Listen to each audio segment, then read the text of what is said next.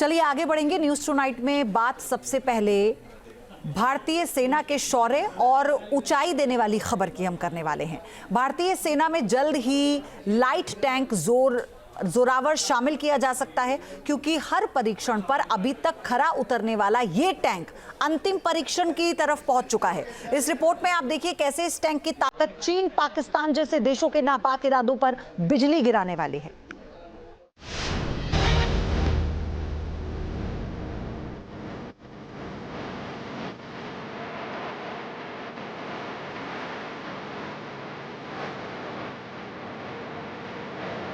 दुश्मन की कमर तोड़ेगा जोरावर, शुरू हुआ अंतिम फील्ड ट्रायल।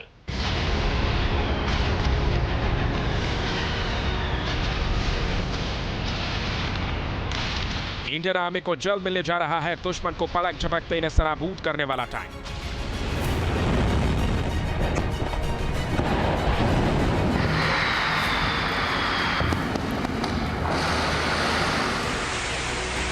एक ऐसा टैंक जो लद्दाख जैसे दुर्गम इलाके में सीमा की रक्षा के लिए सीना तान कर खड़ा होगा और दुश्मनों पर आग के गोले बरसाएगा।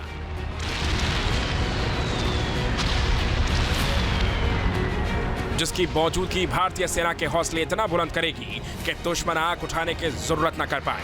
स्वदेशी रूप से विकसित इस हल्के टैंक जोरावर का अंतिम फील्ड ट्रायल 21 नवंबर से शुरू होकर 15 दिसंबर तक चलेगा।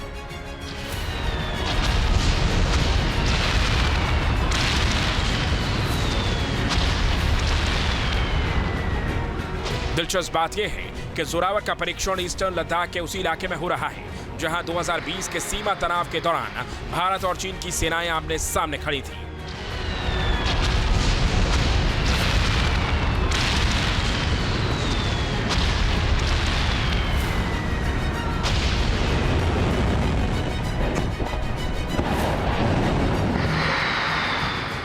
दरअसल बॉर्डर पर बर्फ से ढकी दुर्गम चोटियों का फायदा उठाकर चीन की आर्मी अक्सर विवाद पैदा करती रहती है।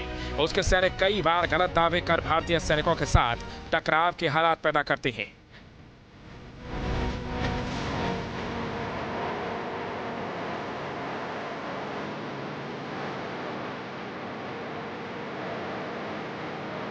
दो 2020 में भारत अपनी सीमा में नई सड़क बना रहा था जब चीनी सेना के जवान भारतीय सैनिकों से भिड़ गए। इस घातक झड़प में 20 भारतीय सैनिक शहीद हो गए थे। कई चीनी सैनिक इसमें मारे भी गए।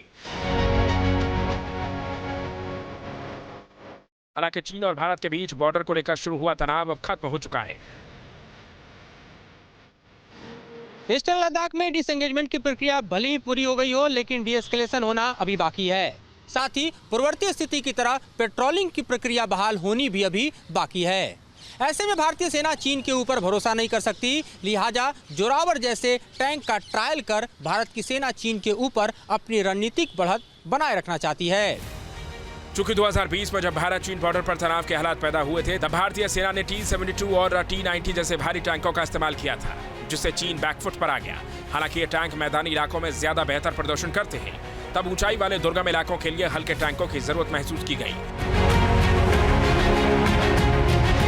अब DRDO के विकसित किए गए जोरावर टैंक का लद्दाख के न्योमा में अंतिम ट्रायल हो रहा है। इससे पहले जोरावर का ट्रायल मैदानी और रेगिस्तानी इलाकों में सफलतापूर्वक हो चुका है।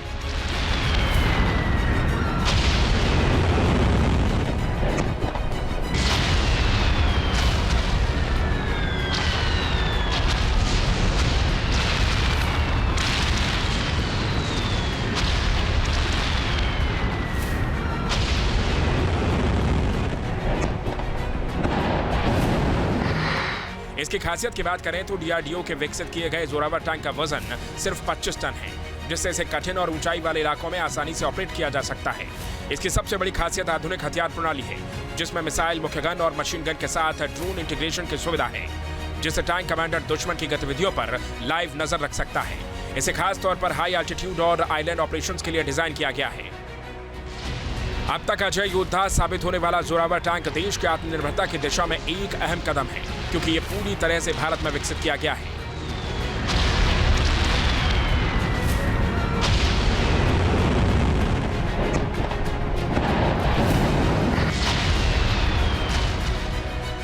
पूर्वी लद्दाख के न्योमा और पैंगोंग झील के आसपास के इलाके चीन की सीमा के करीब होने की वजह से बेहद संवेदनशील हैं। इसलिए जोरावर के फायर पावर, मोबिलिटी और प्रोटेक्शन का ट्रायल यहां के दुर्गम इलाकों में किया जाएगा ताकि इसे ऊंचाई वाले इलाकों में तैनात किए जाने का फैसला लिया जा सके।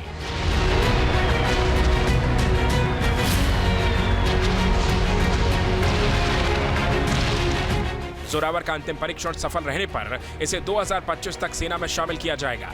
भारतीय सेना की योजना लगभग 350 लाइट टैंक खरीदने की है, जिनमें से ज्यादातर की तैनाती भारत चीन बॉर्डर के पास दुर्गम पहाड़ी वाले इलाकों में की जा सके।